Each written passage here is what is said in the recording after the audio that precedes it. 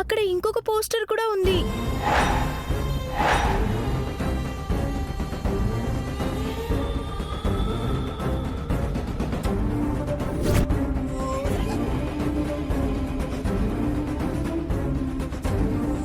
డౌటే లేదు, ఈ పోస్టర్లు ఊరంతా అంటించారు.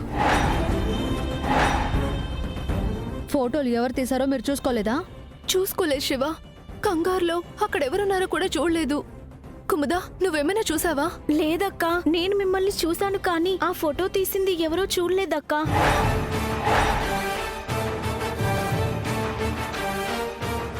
ఫోటోలు తీసింది కాక వాటిని పోస్టర్లుగా రోడ్డుకి ఎక్కించారంటే మన మీద పగతోనే ఈ పని చేసుంటారు.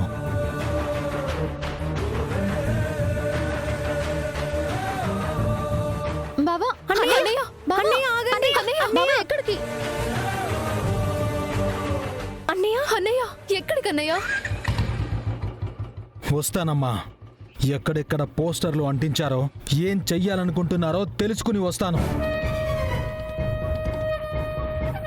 ఈ పోస్టర్లు అంటించిన వాడు ఎవడో తెలియాలి. వాడు అంటించిన ప్రతి పోస్టర్ దగ్గర శ్రద్ధాంజలి అని వాడి ఫోటో కూడా ఉండేలా చేస్తాను.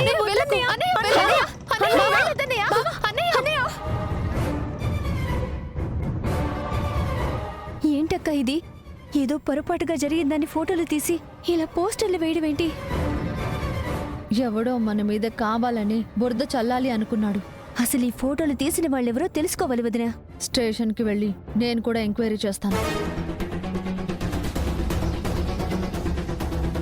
ఇలాంటి పోస్టర్లు చూసి జనం ఏమనుకుంటారో అక్క? జనం అనుకోవడం కాదమృత, అన్నయ్య ఏమనుకుంటాడో అని బాధగా ఉంది. వెంకటపతి రాజు గారిని అపార్థం చేసుకునేటట్టు ఏం లేదు కానీ, కాకపోతే మీ ఇద్దరి మధ్య ఏదో సంబంధం ఉందని పబ్లిసిటీ చేస్తేనే ప్రాబ్లం.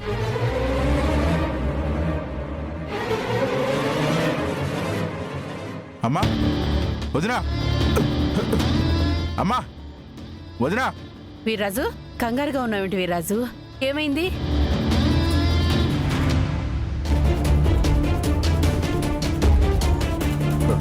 అమ్మా, అది కంగారు పడుతున్నావేంటి వీర్రాజు? ఏం జరిగింది?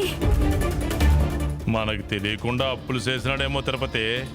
అప్పులోళ్ళు తరిమితే హడావుడిగా వచ్చినట్టున్నాడు.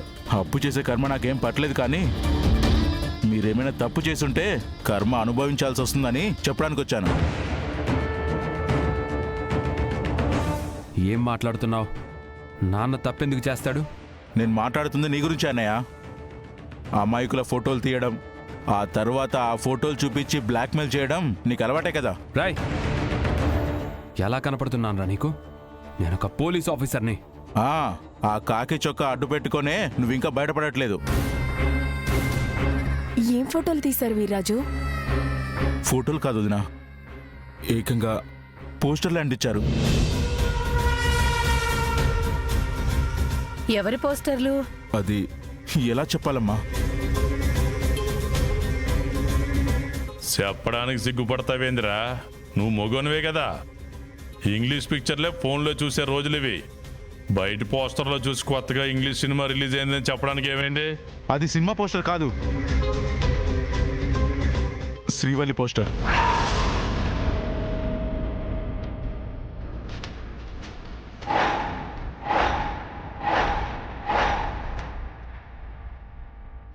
శ్రీవల్లి యొక్క పోస్టరా? వావ్, శ్రీవల్లి పోస్టర్లోకి ఎక్కిందా? ఇంతకీ ఏం సాధించింది? వీర్రాజు, శ్రీవల్లి పోస్టర్లో రావడం ఏంట్రా? కొంచెం అర్థం అయ్యేలా చెప్పు. కంగారు పడుతున్నావేంటి వీర్రాజు? ఇంతకీ ఆ పోస్టర్లో ఏముంది? పశువుల డాక్టర్ వెంకటపతిరాజు, శ్రీవల్లి ఒకరి మీద ఒకరు పడినట్టుగా ఉన్నారు. అది మార్ఫింగో ఏంటో తెలియదు, కానీ వాళ్ళ పరువు తీయడానికి ఆ పోస్టర్ని ఊరంతా వేసినట్టున్నారు.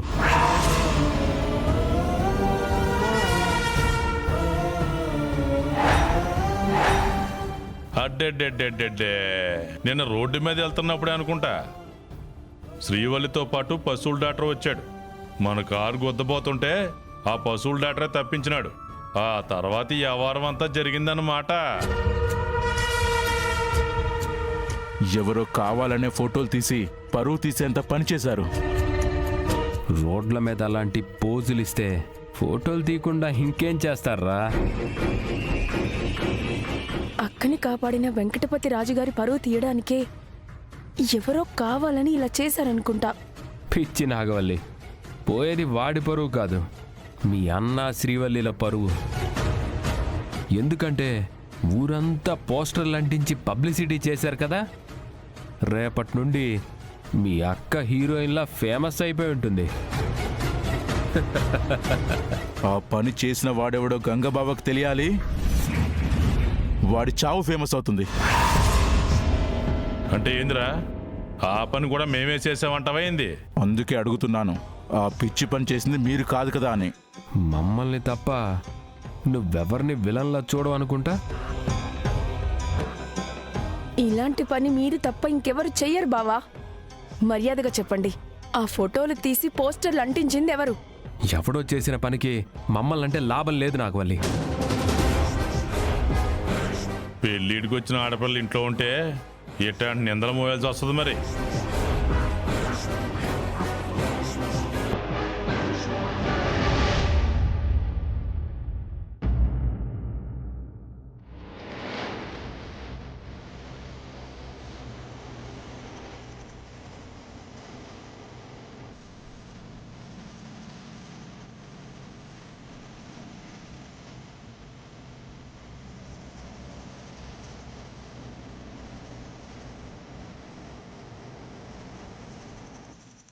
చూడరా, మన సర్పంచ్ గారి చెల్లెలు భాగవతం ఇదా.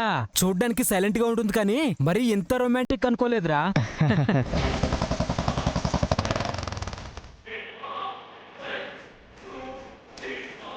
రే గంగరా, రే రాజు, గంగ చెవిన పడినట్టుందిరా, చంపేస్తాడేమోరా.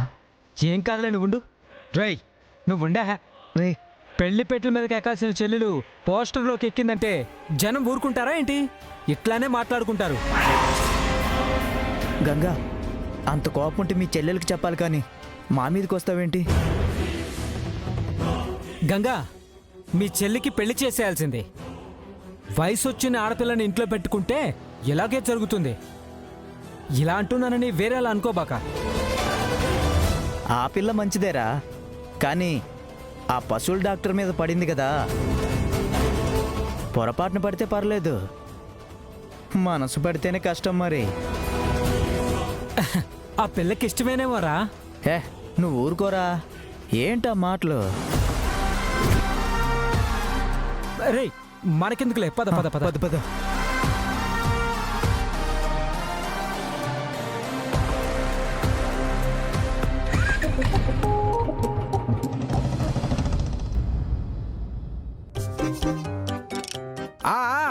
చెప్పు, వింటున్నా. నేను సంబంధాలు చూస్తున్నాను కానీ మీరు లెక్కలేసుకుంటూ ఉన్నారు. గంటకు దగ్గ బొంత అన్నట్టుగా ఏదో ఒకటి కానిచ్చేస్తే బ్రహ్మాండంగా ఉంటుంది. పెళ్ళి అంటే పెట్టుబడి కాదు, అపారమైన అనుభవం గలవాడిని కాబట్టి చెప్తున్నాను. పెళ్ళిని వ్యాపారంలా చూడొద్దు. అలా చూసావా అది నీకే నష్టం. నేను చూసిన సంబంధం చేసేసుకోండి. అమ్మాయి అబ్బాయికి సరైన జోడి. మా ఊరు సర్పంచ్ నా దగ్గరికే వస్తున్నట్టున్నాడు. నేను మళ్ళీ మాట్లాడతానయ్యా.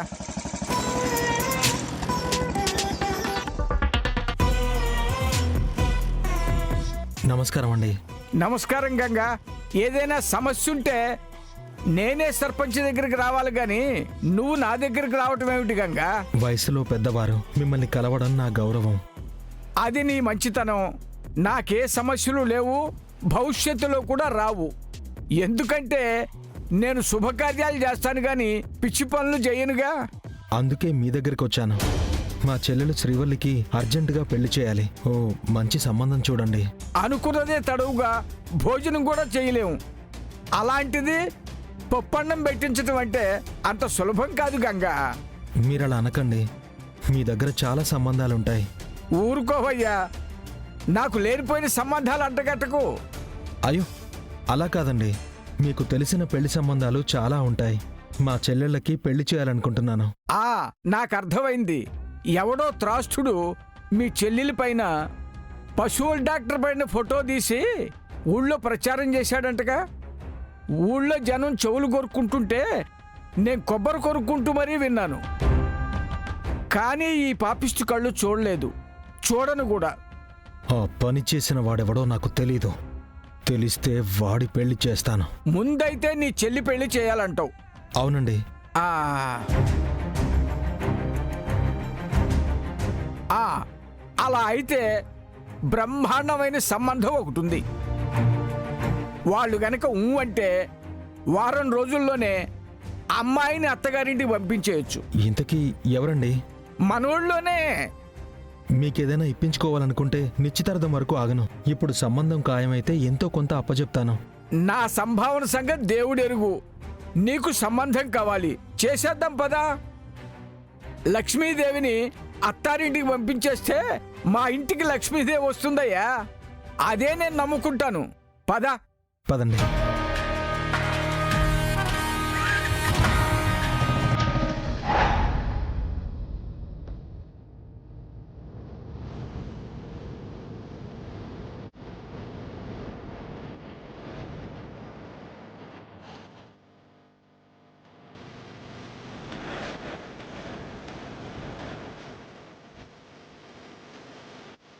ఒక్కసారి ఏదో సావిత్రత్తయ్య మిస్సింగ్ కేసుకి సంబంధించిన ఫైల్ దొరికిందనేసి ఇప్పుడు అన్ని ఫైల్స్ చెక్ చేస్తున్నావా? సావిత్రత్తయ్యదే కాదు, పెండింగ్లో చాలా కేసులున్నాయి. వాటన్నింటినీ దుమ్ము దులిపితే కొమ్ము కాసిన వాళ్ళ మీద జనం ఉమ్మేసే రోజులొస్తాయి. సీనియర్ ఆఫీసర్స్ దగ్గర పేరు తెచ్చుకోవాలనుకుంటున్నావా? దానికి బదులు రిపోర్టింగ్ ఆఫీసర్ అయిన నా మాట వింటే నీకు ఇంక్రిమెంట్ కూడా పెరుగుతుంది. సంవత్సరానికి 10,000 జీతం పెంచుకోవాలని చూడాలి కానీ ప్రతి దాంట్లో వేలు పెట్టడం వల్ల జీవితం అల్లకల్లోలం అయిపోతుంది. నా కర్తవ్యాన్ని, నా బాధ్యతని సరిగ్గా నిర్వర్తిస్తే నాకు రావాల్సిన గుర్తింపు రానే వస్తుంది బ్రదర్. నీలాంటి వాళ్ళు రికమెండ్ చేయాల్సిన అవసరం లేదు. శివపార్వతి గారు. వీపిరాజు గారు, ఇలా వచ్చారేంటి? పోలీస్ స్టేషన్లో పశువులున్నాయని వాటికి వైద్యం చేయడానికి వచ్చారా? పశువులు ఎక్కడున్నాయి? పోలీస్ సారు క్యాచ్ చేయలేదనుకుంటా. సరిగ్గా మాట్లాడండి. ఇక్కడ పశువులు ఏంటో గాని ఊళ్ళో పశువుల గురించి కంప్లైంట్ ఇవ్వడానికి వచ్చానండి. ఆవులు గేదెలు పక్కింట్లో పడ్డాయని, పక్క పొలాల్లో గడ్డి మేసాయని కంప్లైంట్ ఇస్తే ఇక్కడెవరో తీసుకోరు. ఇక మీరు బయలుదేరొచ్చు. పశువులు ఎక్కడ తినాలో అక్కడే తింటాయిలేండి. నేను వచ్చింది అందుకు కాదు. శ్రీవల్లి గారి మీద నేను పడ్డ ఫోటోని ప్రింట్ వేసి ఎక్కడ పడితే అక్కడ పోస్టర్లు అంటించాడు. ఎవడో పలికిమాలిన వేస్ట్ ఫెలో దద్దమ్మ చెమట. ఇంకా తిట్టాలంటే బూతులు రావట్లేదండి. పోలీస్ స్టేషన్కి వచ్చి తిడతావేంట్రా? మిమ్మల్ని కాదండి, ఆ పోస్టర్లు అంటించిన దెయ్యం మొహంగానే అంటున్నాను. ఎవరినైనా సరే ఇక్కడిద్దరు ఆఫీసర్ల ముందు అలా మాట్లాడకూడదన్న కామన్ సెన్స్ లేదా నీకు? ఇందాక అదే విషయం నేను చెప్తే అవునా అని కళ్ళు నోరు పెద్దగా తెరుచుకుని ఆశ్చర్యపోయాడు బ్రదర్. అసలు ఆ పని చేసింది ఎవడు ఏంటనేసి వెంటనే యాక్షన్ తీసుకోవాలి కదండి. అలాంటి వాళ్ళని తిడితే ఈయన ఫీల్ అయిపోతున్నాడేంటి? ఎవరో మాకు తెలియకుండా మా ఫోటో తీసి మా పరువంతా బజార్లో పెట్టాడండి.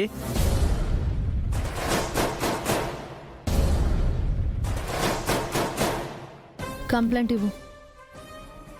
అలాంటి పని చేసిన నీచుడెవరో తెలుసుకుని లాఠీతో బుద్ధి చెప్తాను. ఆ పోస్టర్లు ఎక్కడున్నాయో చూస్తూ వాటిని చించి పడేయడానికి ఆ గంగగారు వెళ్ళారంటండి. అది ఎన్ని చోట్ల అంటించారో ఏంటో. ముందు జనం ఏం మాట్లాడుకుంటున్నారో అది చెప్పు. ఒక ఆడపిల్లని అపార్థం చేసుకుని తప్పుగా మాట్లాడడానికి చాలా మంది ఉవ్వుళ్ళూరుతూ ఉంటారు. అలాంటి వెధవలు ఏం మాట్లాడతారు? అయినా మీరిద్దరూ ఏదో ఫంక్షన్లో దిగినట్టు మాట్లాడుతున్నారు. పోస్టర్లు మాత్రం కళ్ళల్లో కళ్ళు పెట్టి చూసుకుంటున్నట్టుంది. దారిలో వస్తూ నేను కూడా చూశానులే, బాగానే ఉందని పబ్లిసిటీ కూడా చేస్తున్నారు. ఏదైనా సినిమా టైటిల్ పెట్టి ప్రమోషన్ తీసుకోవచ్చేమో. ఇలా మాట్లాడుతున్నాడేంటండి ఈయన? ముందు ఆ రాసుకెళ్ళి ఎవడో వాడిని పట్టుకుని 4 తన్నాలి కదా. పోలీస్ కంప్లైంట్ తీసుకోండి ముందు. అలాంటి సిల్లీ కంప్లైంట్స్ నేను తీసుకోను. ఎందుకు తీసుకోరండి? కంప్లైంట్ ఇవ్వడం మా హక్కు. మా మీద దుష్ప్రచారం చేసిన వాడిని పట్టుకోవడం మీ బాధ్యత. మా టైం వేస్ట్ చేయకుండా ఇక్కడి నుంచి వెళ్ళు. నేను కంప్లైంట్ తీసుకుంటాను. నువ్వెలా తీసుకుంటావు? నేను తీసుకోనంటున్నాను కదా. ఆడపిల్లకి అవమానం జరిగినప్పుడు సాటి ఆడపిల్లని నేను కంప్లైంట్ తీసుకోకపోతే నేను చేస్తున్న ఉద్యోగానికి కూడా అర్థం ఉండదు. భలే చెప్పారండి. మీలాంటోళ్ళు పోలీస్ స్టేషన్లో ఉంటే ప్రతి ఒక్కరికి న్యాయం జరుగుతుందండి. సరే సరే, కంప్లైంట్ రాయి అయితే. అవును, అసలు శ్రీవల్లి నువ్వెక్కడ పట్టుకున్నావు? శ్రీవల్లి మీద నువ్వు పడ్డావా? నీ మీద శ్రీవల్లి పడిందా? పోస్టర్ చూశారు కదండి, మళ్ళీ ఎందుకు వల్గర్గా మాట్లాడుతున్నారు?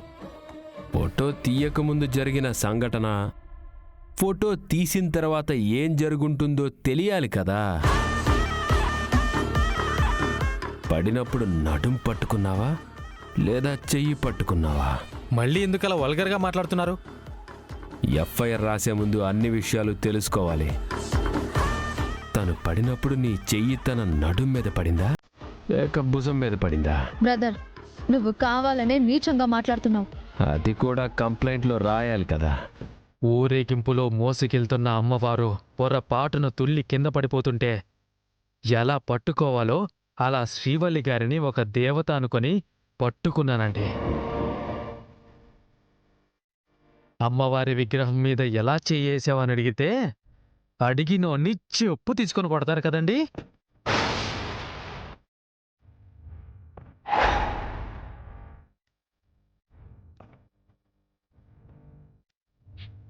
ఇప్పుడు మా అన్నయ్యకి బాగా అర్థమై ఉంటుంది. భలే చెప్పారులే. ఆ లేకి బుద్ధి గల వాణ్ణి పట్టుకునే ప్రయత్నం చేస్తాను. ప్రయత్నం కాదండి, వాణ్ణి తొక్కి పట్టి నార తీయాలి. కంప్లైంట్ రాసివ్వండి.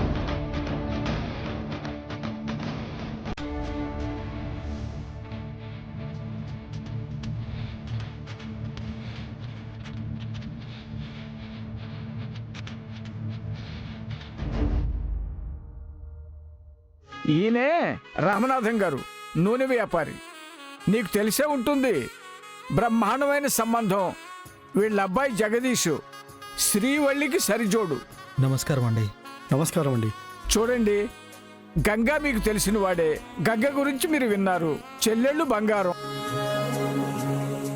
మీ అబ్బాయికి కూడా బాగా కలిసి వస్తుందండి. నన్ను క్షమించండి, ఈ సంబంధం ఒప్పుకోవట్లేదు. అదేంటండి, మా చెల్లెలికి ఏం తక్కువ? బాబు, మీ చెల్లి అందానికే కానీ మంచితనానికి కానీ ఎలాంటి లోటు లేదు. కాకపోతే మీరు ఈ సంబంధం చూడడానికి వచ్చే ముందు ఎన్ని సంబంధాలు వచ్చాయో నాకు తెలుసు. తను పనిచేసే స్కూల్ టీచర్ అన్నారు, ఆ సంబంధం పోయింది. తర్వాత మీ మామయ్య కొడుకు దేవరాజ్ గారితో పెళ్లి నిశ్చయం చేశారు, అది క్యాన్సిల్ అయిపోయింది. ఇలా ఒకదానికొకటి సంబంధాలు వచ్చిపోతున్నాయి కానీ పెళ్ళి అవ్వట్లేదంటే అమ్మాయిలో ప్రాబ్లం ఉందేమో అని నా అనుమానం.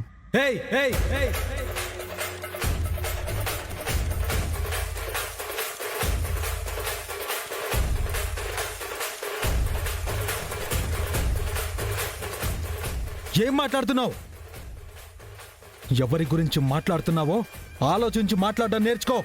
నా చెల్లెలు బంగారం. ఆవేశపడక గంగా, మనం వచ్చింది సంబంధం చుట్టానికి, వీళ్ళంతా చుట్టానికి కాదు. ఇలాంటి గొడవ పడే వాళ్ళతో మాకెందుకు సంబంధం కలుపుతున్నారు? వద్దని చెప్పి ఒక ముక్క చెప్పొచ్చు కదయ్యా. వీళ్ళ చెల్లి గురించి అలా మాట్లాడటం ఏంటయ్యా? అదే చెప్తే ఆవేశపడుతున్నాడు కదా. నాది ఆవేశం కాదు. సంబంధం కోసం ఇంటికొచ్చిన వాళ్లతో ఎలా మాట్లాడాలో తెలియని నీలాంటి మూర్ఖులతో నా చెల్లి సంతోషంగా ఉండదని నాకు అర్థమైంది. గంగా, వచ్చిన దగ్గర ఇలా ఆవేశపడితే మంచినీళ్ళు కూడా ఇవ్వరు. అలాంటిది మన సంబంధం ఎలా ఒప్పుకుంటారు? ఇలాంటి సంస్కారం తెలియని వాళ్ళింటికి మా చెల్లెలు కోడలిగా వస్తే సంతోషంగా ఉండలేదు. వెళ్దాం పదండి. వస్తామయ్యా.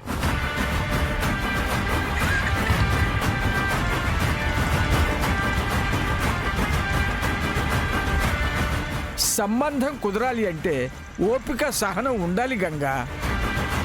ఎవరో ఏదో అన్నారని కోప్పడితే త్వరగా పెళ్లి చేయలేము. చూడండి, ఎవరో ఏదో అన్నారనేసి నా చెల్లెల్ని మూర్ఖులకిచ్చి కట్టబెట్టను. నా చెల్లెల్ని మూర్ఖులకిచ్చి కట్టబెట్టను. నా చెల్లెలు నా దగ్గర ఎంత సంతోషంగా ఉందో తను అడుగు పెట్టబోయే మెట్టినింట్లో కూడా అంతే సంతోషంగా ఉంటుందని తెలియాలి. అప్పుడే ఆ సంబంధం ఖాయం చేద్దాం. గంగా, చెల్లెళ్ళ మీద నీ ప్రేమ నాపటం ఎవరి వల్ల కాదులేవయ్యా. పద.